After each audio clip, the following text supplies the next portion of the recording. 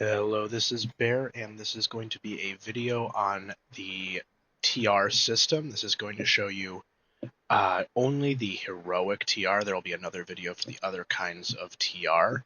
If you don't know what that is yet, don't worry, we're going to explain it. So, uh, TR is not resurrection, true reincarnation, which allows you to take a character that is level 20 or higher and fully restart them at level 1 or level 15 if you choose an iconic character.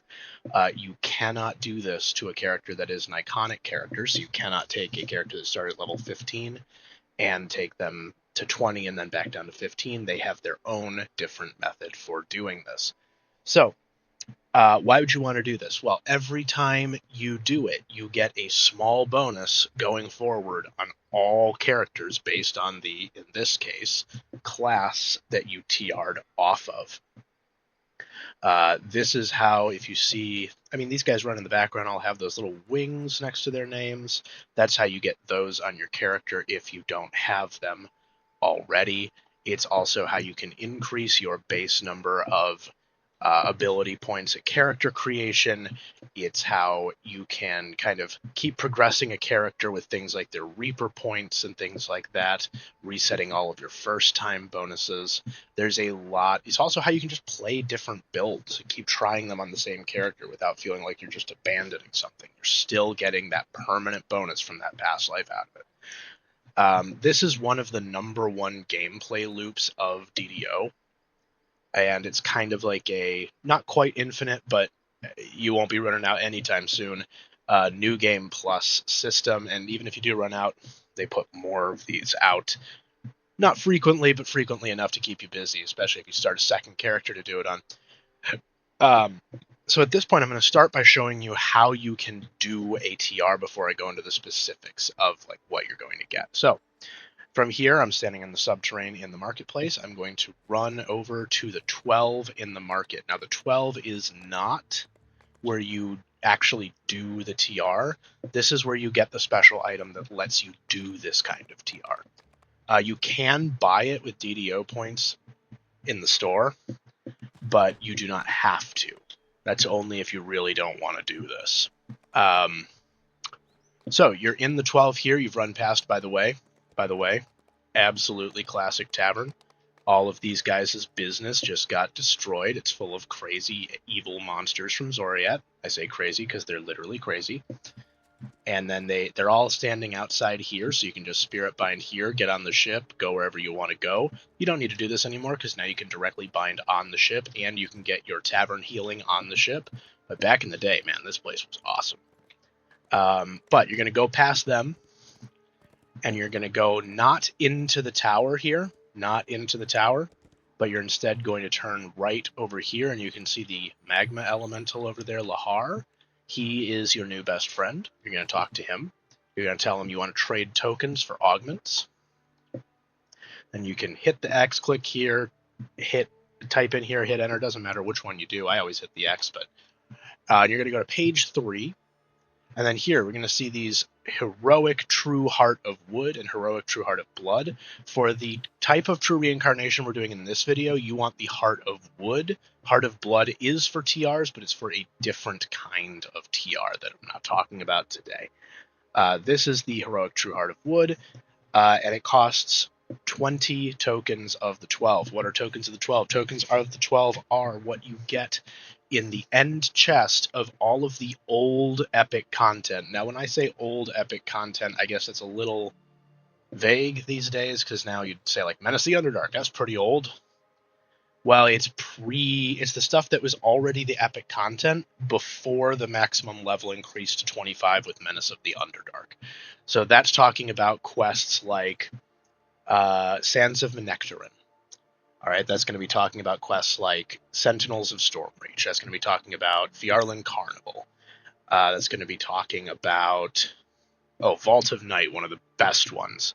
That's also going to be talking about like your Chronoscope Devil Assault. That's going to be talking about Red Fens. That's going to be, it's all of those kind of older quests, which tend to kind of populate towards the bottom of the epic list. They tend to be levels 20 to 23 usually. Not all the quests in that level, but If you are a free-to-play player with no content packs, the only ones you have access to are the Lords of Dust chain. The first 3 quests all drop one at the end chest of them. If you are a new and free-to-play player, that is your only way of getting these. It sucks, but that's how you do it for free. Once you have 20, by the way, if you're sitting on a bunch of fragments, I don't have any because the last time I tried to record this video and I just accidentally recorded a giant black screen for 30 minutes, you click on this and you type in the amount you want to do. You don't actually need to do that, but if you've got, say, 1,100, it'll take one at a time. It'll take those 100 of each, turn into 100, 100, 100. So if you type in, like, I want to do it 11 times and hit the button, it'll just do it 11 times. You don't need to sit there and click the button over and over and over again. With that being said, once you've got your true Heart of Wood, you're going to close out here, and we're going to run on over. You can do this faster by using teleports or by using the airship, but under the assumption that there might be someone someday who will watch this video and not have access to those, I'm just going to walk. So we're going to go back to the marketplace. All right, after a little bit of a issue with the loading screen, we are back, and I'm now running over the bridge back to basically towards where I started the video. But as you're coming over this bridge, just take a little bit of a jump off the side, and you're going to go to this place, the Hall of Heroes, right next to the Shiny Shilling for the Dirty Laundry quest, if you know where that is. If not, it's a little bit in front of the bank under the bridge. You're going to enter this, and yeah, look at all this. Look at all this. This is actually a really cool building. I love this building. But look at all this. I'm going to go back outside for a second.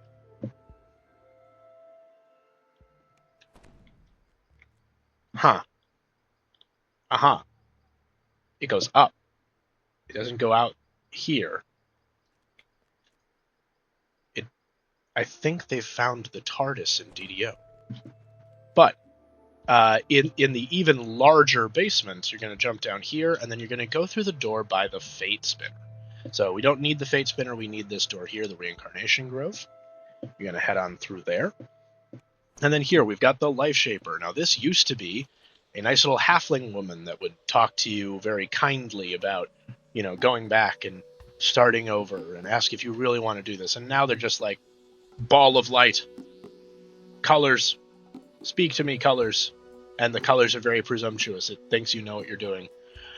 So from this point, you're going to click on that. And the one that we're talking about today is the Heroic True Reincarnation. So you're going to click it. You're going to click the button. I don't actually have this Heart of Wood on me, so I'm not going to put one in, but you can still preview it without a heart, but this is where you would drag and drop that heart from your inventory. I'm going to go next here. It's saying character must be level 20. That is correct. Heart of Wood required. I don't have one, but now it's going to talk about character respec. So this is not taking you back to level 20 as a different, with different choices. That's a different kind of reincarnation. This is setting you all the way back to level 1, which it does talk about down here. Okay? Or level 15, that's also true. But you are not going to be put on a path if you for some reason decided to take that. You are not going to have a guide of what you took last time. You are not going to have anything other than a absolutely fresh character with a past life feat. And some extra little bonuses. So, make sure before you are ready to go that you know what you're going to play next life, or that you didn't know what you were going to play this life, and so it doesn't really matter. One thing very important to know, after you do this, you'll require a little more XP per level, and it will keep stacking that until you get 10 past lives, and you're doing literally double the amount of heroic XP to get from level 1 to level 20. It actually used to be more than that, more than double, and it happened over the course of 2 lives, but they recently did an absolutely wonderful change where they went, hey, 1 or 2 past lives, isn't on par with a lot of the people that have been playing for a decade. Let's keep them moving quickly to help them catch up. It was a great change. Honestly, I would even have preferred it to go a little further than that, but it's great to see it moving in the right direction. Next thing we're going to see is we're going to see 2 build points. This is talking about your ability score distribution at the beginning of character I guess towards the middle of character creation, where you're like, how much strength do I want to have? How much dex do I want to have? You're going to get 2 extra points, and it says up to a maximum of 36. Now, this is where we're going to get into our new DDO lies to you. Drow elves actually don't have a maximum of 36. It kind of sort of made sense for them to have a lower maximum back when they were really, really strong, but now they're not, and it doesn't make any sense, but that hasn't been changed yet, and it really should. So for Drow elves specifically, the maximum is still 32, unless I have missed a change to that. If so, please let me know. I will try my best to make a correction, but I don't believe they have changed that. The other thing to keep in mind with this, if you are on a 28-point build, meaning the base amount of ability points that you get when you start the game, you haven't bought the champion status 32-point build, this will skip that, and it won't actually give you +2 on your first past life. It'll give you +6. It'll take you from 28 to 34. And if you do have that champion status, it'll take you from 32 to 34. Now, that's kind of another DDO lies to you, but it's actually it's a positive one. It's a nice one. It's just like, hey, you don't have to do 8 past lives, 4 past lives before you're actually 30, 32, 30. Yeah, no, it's 4. I don't know why I'm bad at math today. 4 past lives to get it where you could just buy it. They just set you to that kind of second tier 34 points. So that's nice. The last thing that's on here, because we've talked about all of these, is this one. This Warlock, Acolyte of the Skin, and then it's giving you like a little bit of backstory for your character about their memories of their past life. But this thing right here is that little bonus that you get. This is a feat that you get for every past life you do, and it's dependent on your class. Each one stacks up to 3 times. So right now I'm doing my 3rd Acolyte of the Skin life. I already have 2 stacks of this. Each stack is +1 MRR and +5 spell power. So when I finish this life, every character I make will start with 3 extra magical resistance rating and 15 fire spell power. And that is 1 class. It's actually not even 1 class. It's 1 archetype of 1 class. There are a lot of these, and you can do all of them 3 times, and they all stack 3 times. So at this point, I'm actually going to leave DDO, and I'm going to go over to the wiki, because I don't have every past life on this character. I have enough for like completionist, and I have many past that, but I don't have every heroic past life, even 1 time. Sadly, I did a poor man's server swap, and now I'm missing a lot of stuff. So I'm actually going to go over to the wiki. If you haven't met the wiki yet, the wiki is your best friend much more than Lahar is. Welcome to the wiki. Now on the wiki, I'm in the past life feats section. You can get there by going to the search bar and going past life. Then you can click on past life here. If you click it early, that's okay. You don't want to click on the individual ones because all the information they have is still on this page. There's not really a point unless you know you only ever want to take a look at that one. So at this point, what we're going to do is we're not going to talk about this first. What we're going to talk about is the actual past life benefit feats. I'm going to come back to this one in a minute. And this is Acolyte of the Skin. I already talked about it. This is the Warlock archetype past life. So +1 MRR, +5 fire spell power. We already talked about that. Alchemist, +1 transmutation DCs, +20 maximum spell points. This isn't terrible. There's a few good transmutation spells, but generally speaking, it's not the best past life, but it is a really fun class. So, you know, you're going to have fun getting it, even if it's not usually that good. There's definitely builds for it, but it's niche. Past Life Artificer. Artificer gives a +1 bonus to all intelligence-based skills and use magic device. This one doesn't seem like it's that good because the game never tells you when it's helping you. Right? +1 to a few skills seems pretty minimal, right? But you can get it 3 times. And each +1 is a 15% chance to succeed on something where you're kind of middling, like, are you going to pass or are you going to fail? It's right in the middle on those. Right? So it's +15% chance. So if you're in the middle of combat trying to use a raise dead scroll and you've got a 50% chance, now you have a 65% chance. There's a 15% chance that the reason that guy isn't dead anymore is because of these past lives. Same thing, if you're like searching for a trap and you don't have a great search, or you're trying to disable the trap and your disable device is a little questionable, that 15% might be the difference between you finding the trap or not, or you blowing up the trap box, or just not quite getting it, or not quite getting it and disabling it. So this one doesn't tell you when it's doing something, but it is helping in the background, right? It's useful, but you're not going to notice it too much. Barbarian. This one used to be like iconically incredible. It was so strong, but now we've kind of scaled our hit points to the point where this is almost negligible. It's 10 bonus hit points. 30 if you get all 3. Now, in the days where a new character could very, very, very reasonably have like 25 hit points, an extra 30 is more than double at level 1, right? It was like a huge thing for TR characters to get their barbarian lives first because it made them really hard to kill at low levels, but now it's, it's helpful. But how often are you alive by less than 30 hit points in a time where you wouldn't have just stopped to heal? Not super often anymore. Next up, Past Life Bard. +2 to saves versus enchantments and illusions, up to +6 versus both. This is very much like Artificer in that you're not going to notice when this saves you.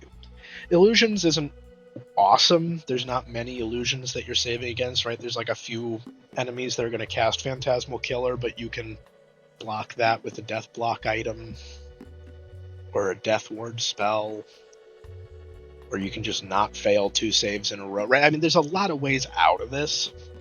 So, illusions, not awesome, but it's there. Enchantments, though, enchantments is going to be like every time someone's casting, like, Hold Person on you, or Hold Monster, or if you're fighting, like, a vampire, they're casting, like, Dominate, right? Or if you're, like, going through, like, enemies that summon Disco Balls, that's going to be also an enchantment save. Right? And this +6, that's a +30% chance to resist it if you're kind of in the middle, right? And the game doesn't tell you when the fact that you're rolling versus an enchantment or an illusion and you've got Bard past lives has saved you. And you're very unlikely in a situation where you're like almost dying to one of those spells to be going and looking at like the dice that were rolled and seeing, oh wait, I know the DC on that and I just passed that by 2 and that means that my 2 Bard past lives saved my life. That's not happening because it's happening too fast, right? So just like Artificer, you're not noticing when this one's saving you, but it has a pretty wide use case. Next up, Blightcaster. This is the Druid archetype, and this is going to give you +5 acid and poison spell power. So these are 2 honestly not awesome spell powers. They're mostly used by Blightcaster, so playing Blightcaster makes you better at playing Blightcaster. Okay, but they do have a little bit of other use, like the poison you can often use for Alchemist, right? And there are times, super rarely, where you'll care about acid spell power outside of Blightcaster, but not many of them. I don't love this past life, but, it is there. And Blightcaster is a really fun archetype, so it's worth playing even if the past life's not awesome. Past life Cleric, +1 to the DC of Conjuration spells. Conjuration spells, generally speaking, not super important to have DCs on. There's a couple where it matters. And for those, it's nice, but it's not a like life-changing bonus, right? DCs is a huge part of spellcasting, but this is a DC that doesn't matter much. The one that I would say it is really important for is if you want to add Trap the Soul to an insta-killer build, like a Warlock, Wizard, or Sorcerer kind of character. If you want to add Trap the Soul to their rotation, it's a really nice insta-death, and that one is Conjuration DC. So yeah, absolutely, you should get this if you want to do that, and that's a great use for it. Also gives you +1 turn undead attempt per rest, and turn undead as if you were 2 levels higher, so +3 and +6. If you are doing the meme build that's all just turn undead and you're trying to maximize the different things you can turn with the build, they're actually like that is strong as hell. It's just that that's a meme build, right? It's a lot of fun, I'm told. I want to try it, but it's not like no one's playing it super seriously. So I'm not a huge fan of the Cleric Past Life, but it does have its uses. They're just very niche. Past Life Dark Apostate, this is the Cleric archetype. This is going to give you 5% negative healing amplification. What is negative healing amplification? It's like positive healing amplification. It gives you this +% to incoming healing, but this one is for negative energy. Who cares about negative energy healing amplification?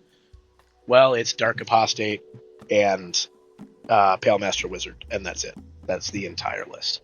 Actually, that's not true. If you have a Pale Master Wizard in the party and they have taken the zombification resurrection that they get in their tier 5s for being a Pale Master, and they use it on you, and you haven't died since then, you can get this as well. That's not happening a statistically significant amount, but it is there.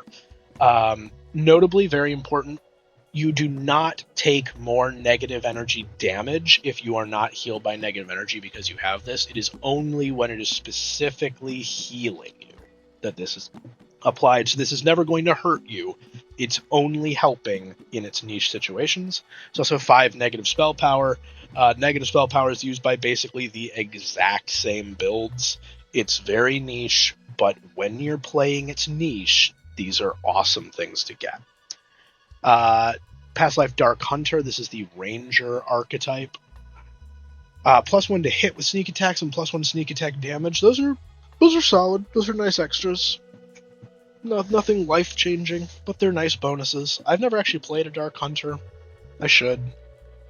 I know they're good, but I haven't played them. Past Life Dragon Disciple. This is the newest archetype. This is the monk archetype. At the time this is being recorded, this is like very new. Past Life gives you +1 to attack and -1 to the spell point cost of the Maximize Meta Magic.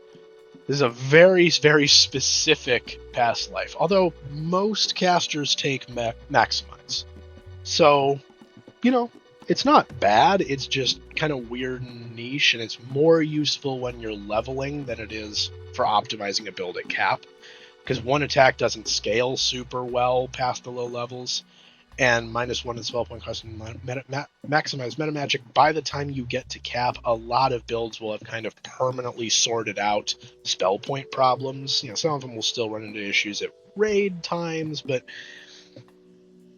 a lot of builds have really fixed this problem by the end game. Next up, Past Life Dragonlord. At the time of recording, this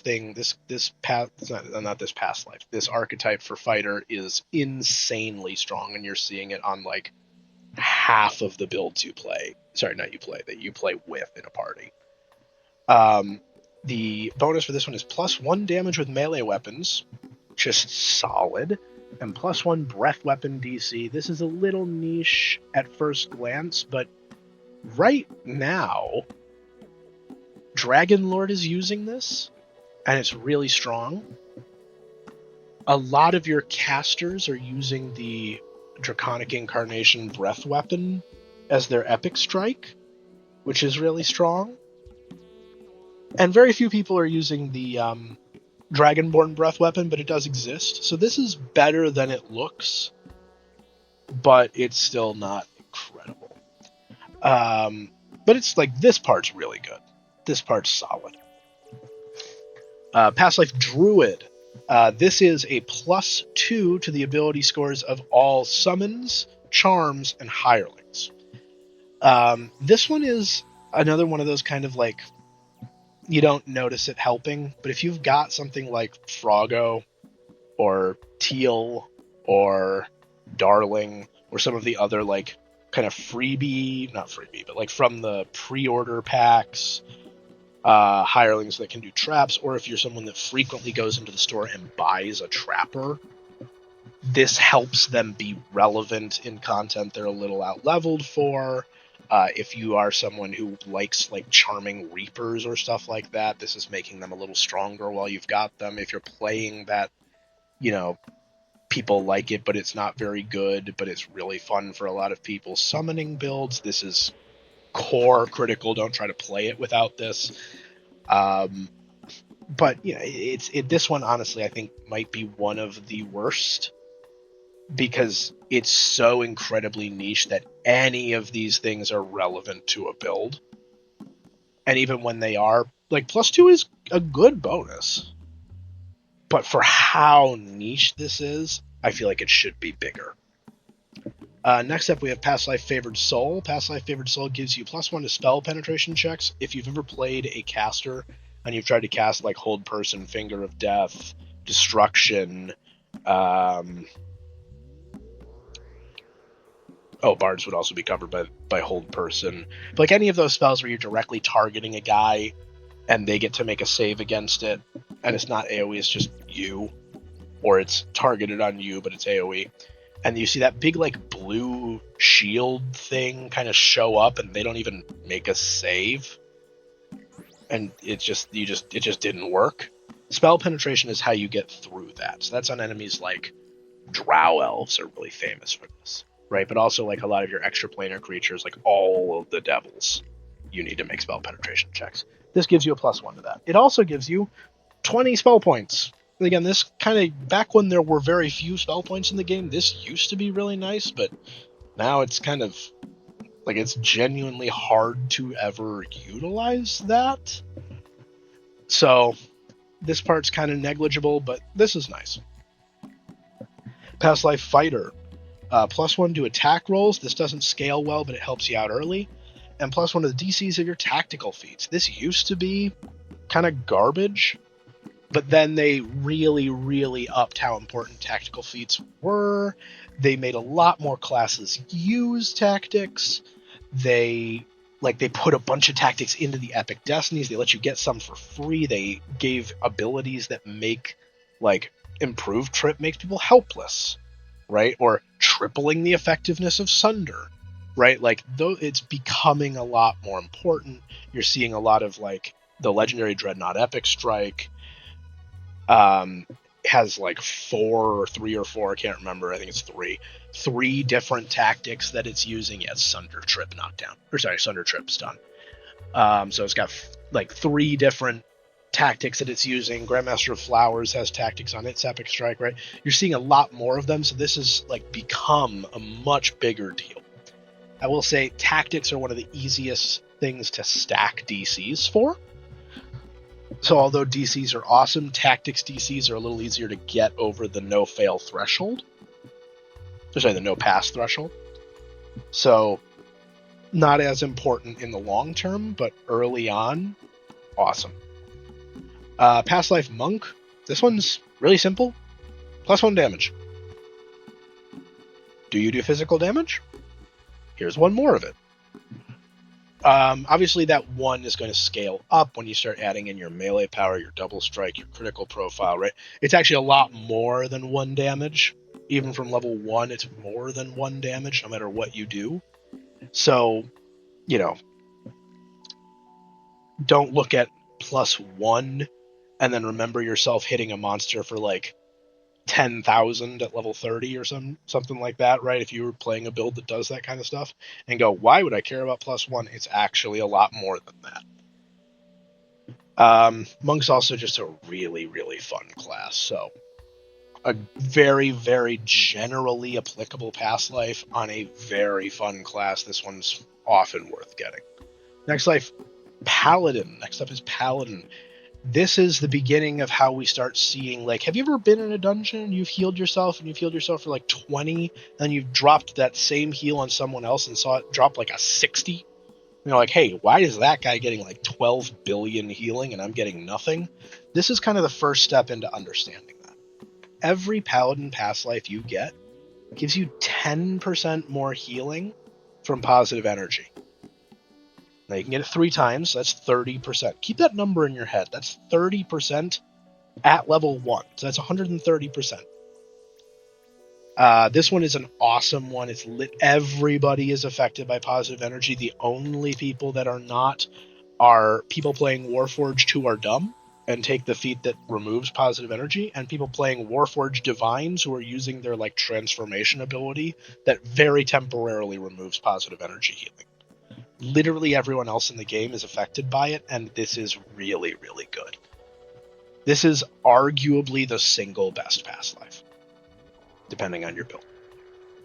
Past life Ranger, +2 damage with ranged weapons. When you are using ranged weapons, Ranger past life is awesome. Also, +2 to energy resistance. Energy resistance is one of the worst stats in the game. For some reason, it takes the resistance out of the total damage at the beginning, before your MRR, before your absorption, right? Before all the things that make it go from like instant death to very manageable. So there's really no point in taking, another 6 points off of something that's at a baseline doing like 3,000, right? Now it's doing 2,994, but then because of your like total absorption and resistances, it's taking less than 1 point of damage off by the time you get to like the full calculation being finished. It's not even taking 1 point of damage off from big spells. So I don't see why you would ever care about that outside of very low levels where it's, nice, I guess. They really need to change energy resistance. It's truly a sad stat. And it takes up so much room on the character sheet. Next up, we have Past Life Rogue. +2 to saves versus traps. Just like Bard, this is, if you get all 3, a 30% bonus to save versus traps that you could save against but aren't guaranteed to. And like, traps are a very common killer, especially of new players who don't know where they are. And often will do that thing where you like run in, you get hit by the trap, you go, oh no, and you stop and you turn around, you run back through the trap a second time because you're like, oh no, I don't want to go through it, I need to stop and go back, but you're actually kind of already through it, so you get hit again. Then you go, oh no, it's happening again. You kind of get like that paralysis, and you just stop in the trap, you get hit again. Then you start moving, and while you're moving, you get a fourth. Like, you've just got hit a whole bunch. This is a lot of chances to save and reduce that to half or to 0 if you can, right? But again, just like those others, it isn't telling you that your rogue past lives are what saved you, and you're panicking usually too much to look at the dice and go, I know the DC. You probably don't, but if you do, I know the DC. And I beat it by 5, and I have a +6 for my past lives. My rogue past lives just saved me, right? You're not going to notice it, but it is helping. And additionally, deal +1 sneak attack damage when sneak attacking. They really don't need to add this. You only deal sneak attack damage when sneak attacking. That's how sneak attack damage works, but whatever. This is a nice bonus. It's like another +1 damage most of the time at end game. Sacred Fist past life. This is the Paladin archetype. Each time you acquire this feat, you gain +5 positive amplification. That's another heal amp. Times 3, that's 15%. Let's put that 15% on top of that 30. Now we're at 45%. Starting to see how this is happening, right? And as we get into some of the other videos on past lives, there's going to be more of these. And +5 positive spell power. So if you've taken that, like, Epic Destiny ability that gives you Cure Moderate Wounds Mass, right? Or you've taken Rejuvenation Cocoon, or you've just taken a random heal as you level, or whatever you've got, whatever way you've got to heal, there's a good chance that this is just going to make it a little bigger, on top of the fact that all the healing you're receiving is a little bigger. This one's very solid. I would not say this is as good as base Paladin, but it's playing the same game. Next up, Past Life Sorcerer. +1 to the DC of your evocation spells. Evocation spells are one of the most common types of spells, especially when we're talking about ones that care about DCs. So this is awesome. This is an awesome Past Life. This is one of the best ones for casters. And 20 additional spell points. Negligible, but it's there. This is the part we care about, right? Plus 15% for them to save it, for them to fail against your Meteor Swarm, or Iceberg, or Thunderstroke, right? Delayed Blast, Fireball, Firestorm, right? All of your big damage spells are generally going to be evocation spells. Really good Past Life. Next up, we have Past Life Stormsinger. This is the Bard archetype. This is giving you +5 lightning and sonic spell power. Again, the thing this is really good for is playing that archetype again, right? Because they're the ones that are using both of those all the time.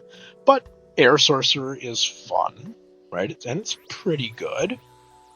And Caster Artificer is very fun and sometimes good, right? So it's got applications on things that are not bad outside of its own. And both Lightning and Sonic you can use as Warlock patrons. So if you want to play those builds, there's another use, right? So we're seeing like it has more applications outside of its own archetype than, for example, the Blightcaster one did. So this is a better Past Life, right? This is a okay Past Life. It's really good when it's good, but it's usually not doing anything. Past Life Warlock, +3 MRR. You just take a little bit less damage from magic every time you do it. Up to 3 times. Solid.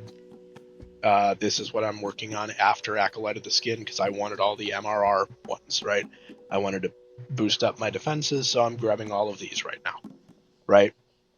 They're good, they're solid, and they're almost always applicable. The only time that you're not actually gaining a benefit from this is when you're already playing someone that's using no armor or light armor, and you've hit the MRR cap. So that's generally speaking going to start happening in the late game of classes like, Monk or Wizard or Sorcerer, right? They're not necessarily receiving a benefit from this.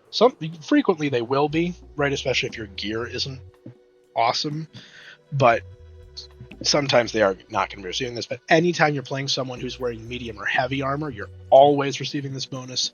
Anytime you're not already at the MRR cap, you're always receiving this bonus.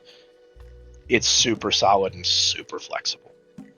Next up, we have Past Life Wild Mage. +3 universal spell power. Are you playing someone that does damage with spells? Great, here's more of it. If you're not, well, it'll still buff healing if you've got any of that. Even then, it's not bad. So this is a super widely applicable one for the Sorcerer archetype Wild Mage. It is super widely applicable. It's a really nice one. Next up, Past Life Wizard. +2 spell penetration checks. Remember what we talked about with Favored Soul? How it's like, that's a nice bonus. This is that bonus, but it's doubled, right? If you want to not really see those blue shields on any monsters other than like Wisps and Iron Golems that sometimes have, frankly, unmanageably high spell resistance, like 100 at level 20 or something like that, you want to get this Past Life. It also increases the DCs of wands you use. If you're using a wand with a DC, you're doing something wrong, because you can't increase them outside of like this and a couple random things, and it would be better to just cast the spell yourself. Wands should be used primarily for like buffs and heals, not for like, you shouldn't be casting a hold person wand just go get hold person.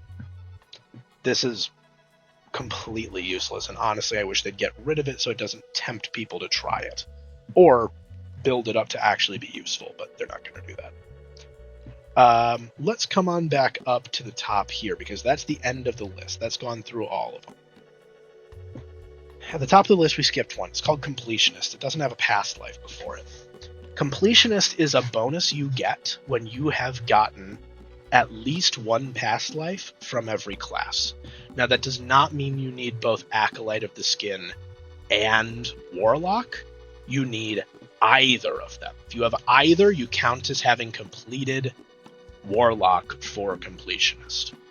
What is Completionist? Completionist is like all the other past lives, except that instead of getting it level 1, you get it level 3. But it's free. It's automatic. You used to have to take this feat, and it's so good, people often still would as a full feat choice. Now you get it for free if you have one of each class, and it gives +2 to all ability scores and +2 to all skills, always. It's so widely applicable. It's literally everyone wants it, and it's a solid bonus. So this one is often going to be a first aiming point for people who want to create like a strong character, is just go get Completionist, right? Get one of each past life so you get this bonus, because this bonus is always helping. The next thing that we're going to talk about is we're going to actually scroll all the way up to the top. And where is it? Oh, right. This doesn't actually separate them. Okay. So then there's also a second group of feats from the past lives for each class. The archetypes don't get one. That are active. Like, you have to take these. These are not free. Okay. So these are ones that show up in the like list of takeable feats starting at, I believe, level 3. I don't think you can take these at level 1. Most of these are complete garbage. Most of these are profoundly bad, right?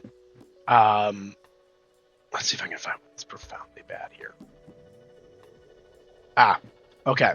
The Cleric one. +2 to the heal skill. Why bother? Produce a healing word effect 5 times for rest.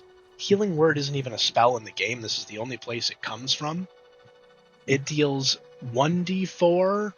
Oh, apparently DDO lies to you. I didn't even know this. 1d2 + 2, not 1d4. Weird. DDO lies to you here. Heal light wounds of your target or damage undead for 1d4 plus an additional 1d4 per 2 caster levels. So you get all the way up to level 34, and you can heal 18d4 5 times per rest. That's truly garbage for an entire feat. That's an entire feat in your build. That's so bad. That's so bad. You could just buy a stack of potions and be doing better than that, right? There's no reason to take this unless you're doing it for a meme, right? So I'm not going to talk about most of these because they're really garbage. The Artificer one, some people do enjoy because you can get these buffs here that are solid, and then this like plus 15% chance to not use a charge, super niche, but has a use. I've seen people take the Paladin one because it's hard to get luck bonuses to attack and damage. You only get it 3 times and it's pretty short, but it's doing something, right? But the one that people do genuinely, the 2 that people do genuinely take, I guess 3. I'll talk about 3. Disciple the Fist, the monk one here, +2 concentration, negligible, but it's fine. Hand wraps gain 0.5 W. 0.5 W is basically half of their base damage again, and then it also gives you a little evasion clicky. Both of those things are really nice. But primarily people are taking it for the hand wraps because if you are playing like a monk, that's a really solid damage increase, right? On a build that generally already has a lot of feats, here's a feat that's just a great kind of gap filler, right? It's a really nice Some people do take the Warlock one, Delver of the Forbidden, because it's a no-save confusion. You can chuck that on a Reaper, right? And you get 10 of them, so it's not like you only get to do it once. You chuck that on a Reaper and watch it kind of waddle around and maybe smack an enemy here or there, right? It has a usage if you've got an extra feat. Because there's no saving throw, this is pretty good. Last one, the Wizard one. This is, I think, the one that gets taken most often. +1 to the DCs of all spells you can cast. Every spell gets +1 DC. That's really good. That's actually strictly superior to the spell focus feats, which give you +1 DCs to one school. I will say it's not strictly superior because for some abilities you need to take those as a prerequisite, but as far as what it actually does, this is just better because it's all spells, not just one school. And then it gives you a magic missile clicky. Yeah, that's kind of garbage, but you know, if you are playing like a Shirati and you're doing that meme build, great. Nice. There's an extra. But most of the reason people are taking it, 99% of the reason, is the +1 to all DCs. The others, genuinely really not worth worrying about. Some of them can be fun, and some of them like kind of feel okay, right? Like occasionally this Alchemist one will give you some bonus spell points back, right? And that's nice, right? But it's so niche, like you're usually not running out of spell points, and when you are, you just go rest, right? Or if you are, you drink one of your like major mnemonic enhancement potions. It's hard to say that. And it gives you more than this, right? Like it's a resource that you have for a reason. Or you click on your Twisted Talisman, you click on your Epic Twisted Talisman, you click on your Legendary Twisted Talisman, you click on your Ring of Spellstoring, your Epic Ring of Spellstoring, your Legendary Ring of Spellstoring, you click on your Korthos Archivist Necklace, right? You've got lots of ways to get spell points back if you need them. Adding this other one for a feat, generally not worth it, but I know some people like it. So, the last thing that we're going to talk about for this video, how do we determine which one we get? It's which one of these feats you get as a past life. It's really easy. Whichever class you have the most of, right? That makes sense. If you're level 20 fighter, you're going to get the fighter past life, right? But what if you're like level 10 monk, level 10 wizard? One, probably don't do that. But let's say you are, right? Level 10 monk, level 10 wizard. That's a tie. How do I know which one I get? Do I get the one I took first? Do I get the one I got to 10 first? Do I get whichever one I took at level 20? Do I get whichever one I took at level 1 maybe? Like, which one is it going to be? What if I'm like... there's a lot of different ways you can kind of play around with it and go like, which one should I get? You don't get to pick. The game will pick for you. And it has a tie-breaking method that you see right here. This is literally an order. It starts at the top and it goes down. If you want to kind of shorthand for how to remember the order, it's alphabetical by name for the original classes, right? The classes that came out with the game back in 2006 or whatever, right? And then in order of release after that. So for Monk, Favored Soul, Artificer, Druid, Warlock, and Alchemist, right? That's the other one. For those classes, it's then just order of release. Although I think at one point they had Warlock bugged to be above Druid, I think, but they fixed that. That was just a weird aside. Anyway, not important. The other thing to keep in mind is that all of the archetypes, for the purposes of these tiebreakers, don't count as a new class that goes to the bottom. They count as the base class. So if you're playing a Blightcaster and you're also an Alchemist, again, probably don't do that, but if you did it and they're tie and you're tie breaking, Blightcaster came out after Alchemist, it'll be Alchemist. No, it'll be Blightcaster because Blightcaster is a Druid and that's above Alchemist. All right. So with that said, that's the end of what the mechanics are. Just some notes to be aware of.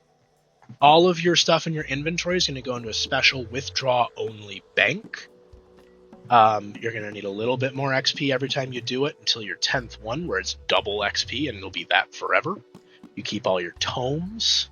You keep all your account unlocks. Your favor is reset. Your first time bonuses are reset. You keep like you keep any like purchased bank or inventory upgrades, but you do not keep favor unlocked ones. So the ones you get from the Coin Lords in House Xen'Drik, you do not get those bonuses. Those reset, you got to earn them again. But you do keep, like if you went into the store and bought more inventory space, you do keep that. Okay? It's generally speaking going to be, it's worked so it works in the most positive way for you, which is it allows you to get all your bonus like DDO points from favor again, but it doesn't take away your stuff, right? It doesn't take away the stuff you bought, right?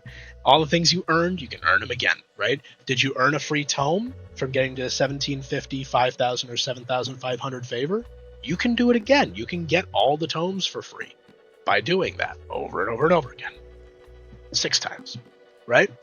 So this is going to be the end of the heroic TR video. Watch out, because there should be another 3 or 4 of these, depending on how I want to break it down for the other kinds of TR. Thank you. Have a good day.